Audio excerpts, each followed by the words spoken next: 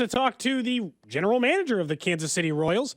That is JJ Picollo. He joins the show. Actually, Binkley, I'm going to need you to add him because this phone never works. Can you punch JJ on through for me? He'll join the show now. JJ on through. Merry Christmas. JJ, happy early holidays and all that stuff. Did you have to look up what something was that your kids asked for? I feel like this is the time of year where you're like, what's a dunk low? And you got to make sure that you're all caught up. No, you know what? My kids are at an age now where they're pretty simple. So they just tell us what they want. They're in their soon-to-be 20s to 24, and things have gotten a little bit more quiet and simple at Christmas time. JJ, that is 100% gift cards, isn't it? I'm not talking gift cards. I'm talking the Visa, the American Express ones where they can use them everywhere instead of like, a restaurant or whatever. Tell me I'm right. It's all about gift cards. It's gift cards. It's a specific pair of shoes. It's very simple. So my wife does a great job with it, and the boys and my daughter aren't afraid to ask for what they'd like to get this Christmas. Do you go artificial tree or real tree? We actually got both. We got a real tree in one room and an artificial in another. So we go both. We went back to real trees about 6 or 7 years ago. As the kids grew out of allergies, we started bringing the live tree back in, which I grew up with every year of my childhood. Same. I still get the live tree. I know one day maybe I'll have to make the switch, but for now I'm still hanging tough. JJ, it's been a really busy offseason for the Royals. I think you could make an argument you guys have been busier than any team in baseball. I know you've talked about the division and these other things, but what kind of tipped the scales for you or John Sherman or others to be like, okay, you know what? Now is a good time to go for the division. Yeah, well, I mean, this year, 23 was just not fun. I mean, it was a tough year. We were frustrated with a lot of things. We were learning along the way because we're excited about our coaching staff. We're excited about a lot of our young players. But it was clear to us at the end of the year that if we're going to capitalize on a group of young players, a core of players, if we're going to capitalize on their time here and our ability to push forward, we needed to be really aggressive this offseason. And, I think we outlined pretty clearly where we thought we needed to get deeper and where we need to get better. A lot of it was on the pitching side, and then also just to acquire a bat to put in the middle of the lineup. And fortunately, we were able to get a nice player in Garrett Hampson as well. So, it was a very focused approach to what we were doing. We were very aggressive from the get-go with free agents, very aggressive in trade ideas amongst our pro scouting department. And I'm proud of the way they went about their business and the way we handled things and the way we were able to work through things and ultimately arrive at a roster that looks a lot stronger right now than it did at the end of September. And JJ, how far back did you go thinking, all right, these guys are going to be free agents. These are the guys we're going to target. These are the guys we're going to want. And a lot of them from the same teams. The Padres, obviously the Rangers. You get a couple players from there, and they get that experience of winning, plus the little Royals feel with the Rangers. But I'll even go back to the Kyle Wright move made back in November. I cannot wait till he plays. He's got to miss this whole year. But I think that's a home run for the Royals as well. Was this, in your mind to target these guys last season? Yeah, if there's an advantage of not being in a playoff race, it's that you can start thinking about 24 and 25 a little bit sooner than the teams that are in the race. So we took advantage of that. There was a lot of discussions, on a nightly basis, watching our games with our front office about what we need to do. So you get a little bit of a head start. We also took advantage of planning some organizational meetings the week after the season. Usually organizational meetings take place in January. We did them in October, which is more infrastructure than it is the 26-man roster. But that led right into what are our objectives by collaborating with all the different departments from a major league perspective. How do we improve this team? So I feel like we got off to a really good start in October with where we were, where our discussions were, and it became really clear who are the players that we need to target, and it came together pretty nicely. We know that, JJ, most NFL or most MLB GMs will tell you need 8-9 starters over the course of a season. Now it feels like that 5 through 9 range ends up being a lot of those guys from that 2018 class. Bubich later in the year or Lynch. How are those guys handle the maybe switch and roll. That's either, hey, you start in the bullpen and you start when we need you to, or you're back to AAA because the competition's greater and you can earn that role. How do those young guys, especially that core, kind of handle that transition? Well, I think we'll see over time that they're going to benefit by being around guys that have had the experience that a Lugo or a Waka have experienced. So they're going to benefit in the long run.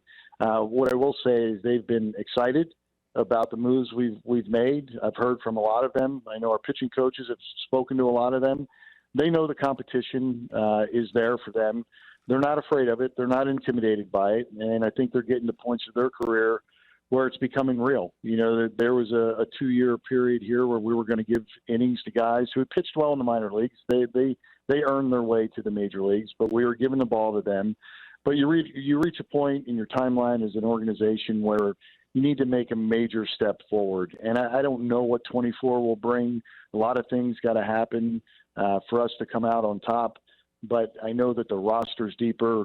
You know, you mentioned having starters beyond 5. We feel like we've got 8 or 9 starters right now that we wouldn't have a problem start on any given night, and that's a great feeling with the security of having guys that have done it for many years. So they've handled it great. I think they're going to learn a lot from the guys I mentioned, and it's going to be a really healthy environment for us, and really it's kind of the clubhouse culture that we envision and want to create. I'm not saying that having guys like Zach Greinke around didn't also help the young pitchers, but what's the difference between guys who are coming off maybe the best years of their career or those types of things? Like when you talk about Lugo or Waku, might be coming off one of the better years he's ever had. What's the difference for like those guys in those early 30s to deal with them versus even just like what you might have gotten out of Zach last year from a teaching perspective? Well, Zach was great for us. He really was, and Jordan Lyles is great for us. You know, because they have those types of years in the game.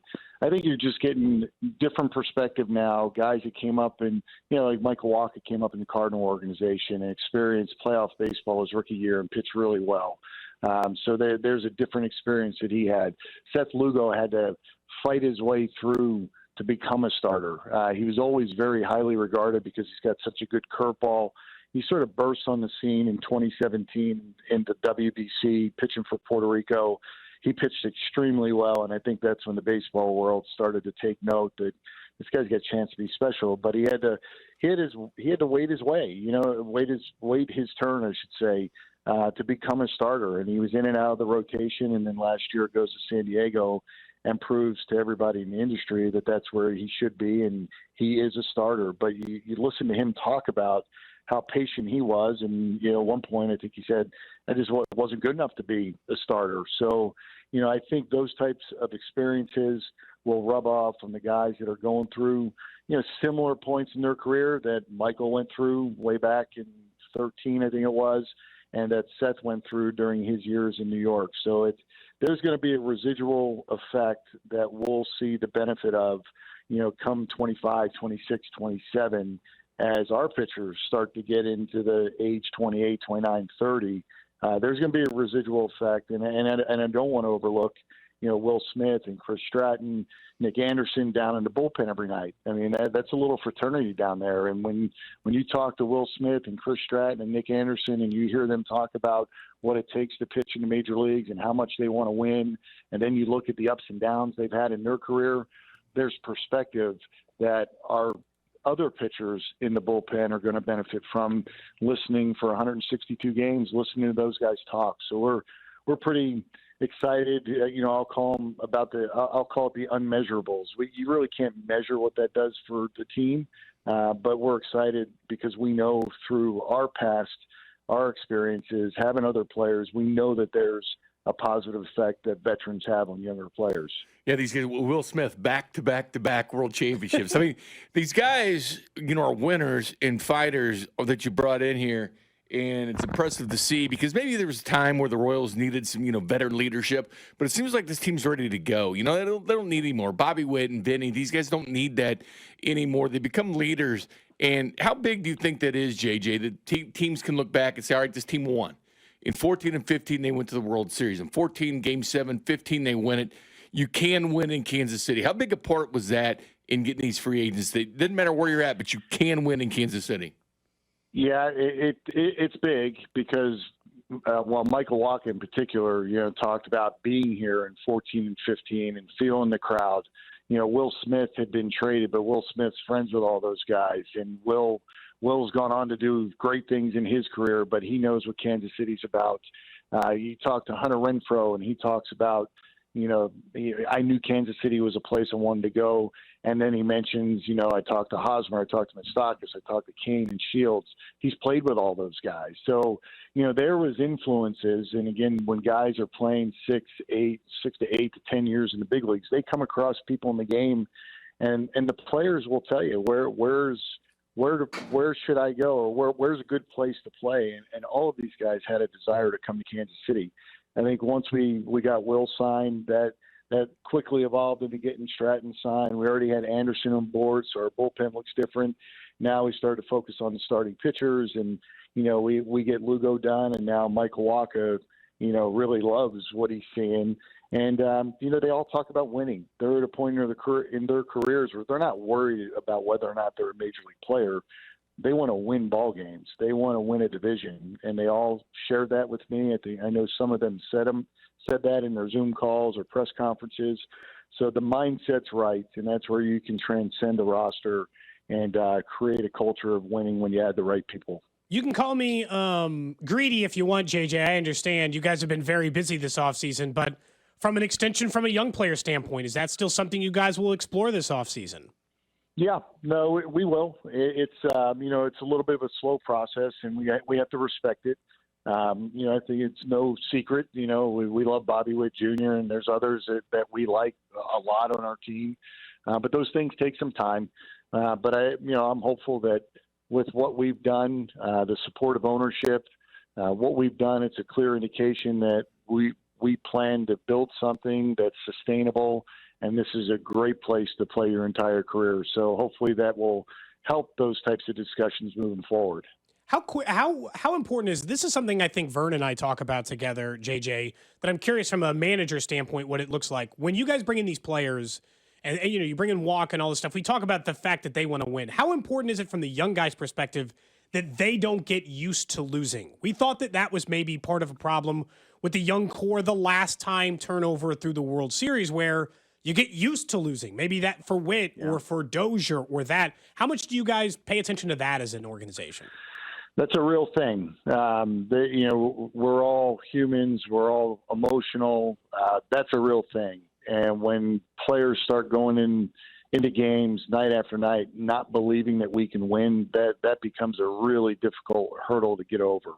I don't feel like we were there. Just based on how we played in August and September. We didn't lose the teams. As a matter of fact, a couple of the free agents we spoke to talked about how they pitched against us late in the year, and it didn't look like a 106-loss team, which was encouraging because you want to be objective in how you view your own club. But when other people are telling you that, and it's on par with what you think, I think that's a good feeling for us. But I don't feel like we were in jeopardy of that. But we did need to make a move to try to win more ball games and compete at a much higher level in 24, because that may have been a result when you get to July and August of next year. It just beats players up mentally, physically, and it becomes a tough situation to come to work every day not believing you can win. But hopefully we've avoided that, and now we can right the ship and get moving in the right direction. Well, JJ, it's got to be a different mentality. You talk about your phone blowing up, I'm sure, because the Royals are the talk of Major League Baseball, MLB Network. Everybody's talking about these moves the Royals are making.